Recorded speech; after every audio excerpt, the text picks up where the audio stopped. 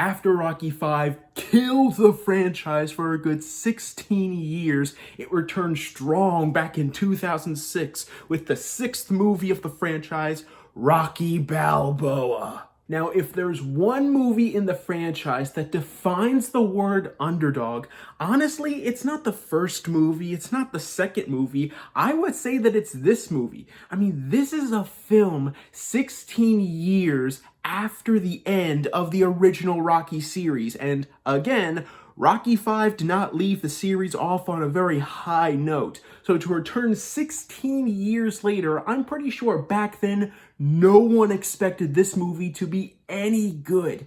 And in my opinion, this is not only one of the best Rocky movies, it rivals the first movie, in my opinion, as quite possibly the best of the franchise. I am not remotely kidding when I say that. What Top Gun Maverick is for the original Top Gun, in my opinion, Rocky Balboa is for Rocky 1. Everything that the fifth Rocky movie tried to do, bring Rocky back to its roots, ground it more in reality, bring in an actual fighter in real life to play the film's antagonist. Not only did this movie do, but it blew Rocky V out of the water with those elements. Where do I begin with just how much I love this movie? Okay, let's start off with the acting, because the acting from literally every single person in this entire movie is not only fantastic, but arguably the best in the entire series. In my opinion, this might just be Sylvester Stallone's best performance in his entire career. Sure, I loved him in all of the other Rocky movies, but in here, there's such a heart to his character and such a heart to him as an actor. You can tell that this is a man, this is a Rocky Balboa that is later on in his life that is content but still has something there, something that's left incomplete by his life. And all he wants to do is the chance to just get out what he has left in the tank, so to speak. And the amount of passion and drive that he brings to the role, especially when it comes to the speeches in this movie, because by God, this movie has some of the best speeches ever put to film. Just like in the first two Rocky movies, you understand where Rocky is coming from just as much as you understand where the heavyweight champion is. Mason Dixon, played by the real-life heavyweight boxer at the time, Antonio Tarver, is actually fantastic in this movie. Not only is his performance actually really good and stands toe-to-toe with Sylvester Stallone in a couple scenes, but we do actually see bits and pieces of his life before the final fight with Rocky at the end of the movie. We see just how much he's getting criticized by his fans. We see just what he had to sacrifice in order to get to the top, including these couple scenes with his old trainer. We don't get a lot of time with Mason Dixon, but the few bits that we get with him truly make you understand the motivations behind his character. And along with that, you got Burt Young just being the best as Paulie, and probably the best he's been since the first Rocky movie. And even though, like Mason Dixon, we don't get him in a lot of scenes,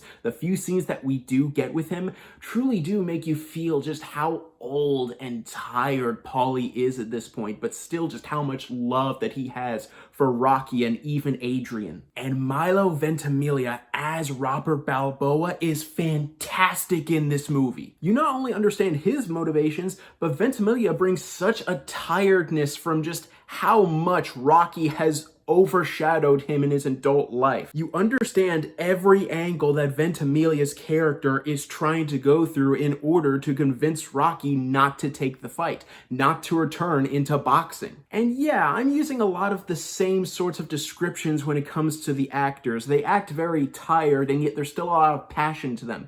And that's because that's a good description of the movie itself. The movie almost knows like it should be running on fumes, but there's so much heart to it, mainly due to the fact that it is so much down to earth that there's still a lot of liveliness to it. Especially when it comes to exploring Philadelphia. Just like the first two movies, this movie just loves the setting that it's in. The interactions that Rocky has with the citizens, just how much he's going through street after street after street, especially when it's modernized so that I recognize it even more now. And it's so much more run down than in the first couple movies, and that's kind of the point. Not only does it add to the realism of the whole thing, but it also just makes the city of Philadelphia Philadelphia the underdog that Rocky is, just like they were in the first two movies. And even the parts in the movie that could have been so silly are saved so much by the fact that this movie is so down to earth. Because one, admittedly, the premise itself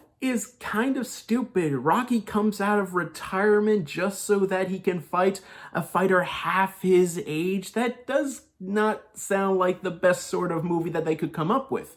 But the amount of motivation and time that we have getting to know every single character, whether they're a protagonist and an antagonist, just makes you feel like, yeah, this makes sense. You see the buildup on both sides and it just makes you think, yeah, this is the only place that this could have gone. And the other thing is the choice to bring Little Marie from the first movie back in this movie as a love interest.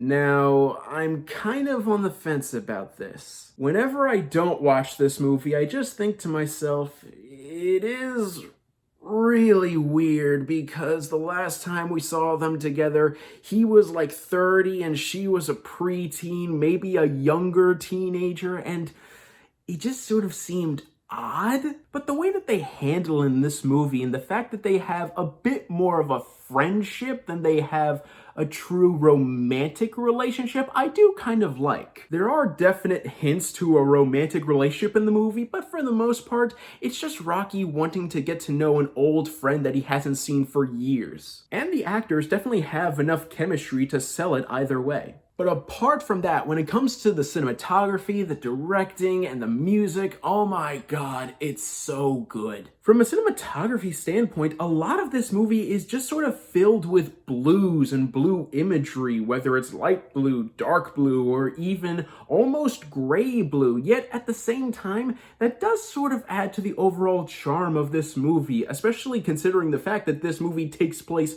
during winter, so you can just feel the briskness of it. Plus, on this latest rewatch, I found that a lot of the lighting in this movie is very backlight heavy. So all of the actors, most of the time, just look like they have a halo surrounding them. Which I honestly didn't mind because not only does it give the movie its own unique look, but it also gives the movie this feel of a dreamlike escapism for Rocky Balboa. And when we get to the actual fight in the last third of the movie, I absolutely love the way that it's filmed. It is filmed like an actual pay-per-view fight that you would watch on HBO. From the commentary to the transitions to the graphics, even to the positions of the camera and the movements of them, it feels like an actual boxing match that you would be watching at 10 p.m. at Saturday night. And the music in the movie is so good. Bill Conti returns and he brings along all of the classic Rocky 1 and Rocky 2 scores from that day and age. And yet in this movie, it's not just those scores the entire time. He does remix them a tad bit in order to give them their own unique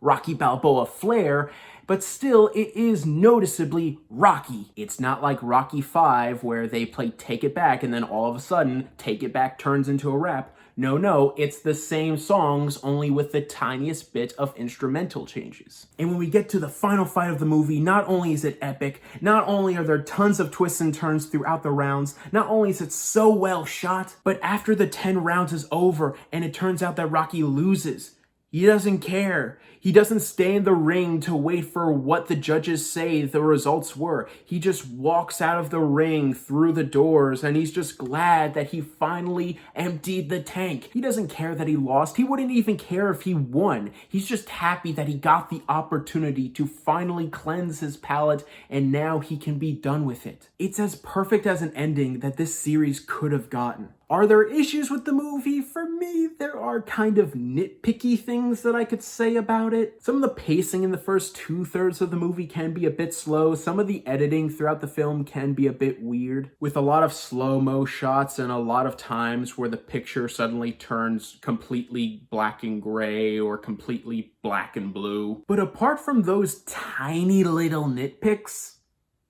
I got nothing else to say. I love this movie. The acting is some of the best in the entire franchise, the characters are all identifiable, the cinematography is fantastic, the music is iconic, and there is just so much heart and passion that carries this movie in every scene. There are tiny nitpicks that I have with some slower moments and odd editing choices, but apart from that, this movie is phenomenal. This movie is such a love letter to every single fan of the Rocky franchise that the entirety of the end credits has video after video after video of fans running up the stairs of the art museum in Philadelphia. It has such a huge heart for fans, it has such a huge heart for Philadelphia, it has such a huge heart for itself, it has such a huge heart in general that I truly consider Rocky Balboa to be one of the most underrated movies ever made, and I stand by that. Just as much as I stand by the fact that I'm going to give Rocky Balboa an A+. Well guys, thank you so much for watching, and let me know in the comments down below, what is your favorite Legacy sequel? Because for me, there really is no topping Rocky Balboa. I mean, there's The Force Awakens and there's Top Gun Maverick, but no, Rocky Balboa hands down. Thank you guys so much for watching. You guys are the best, and don't forget to click subscribe and click the bell icon down below to stay up to date for all things movie, all things TV, all things nerd.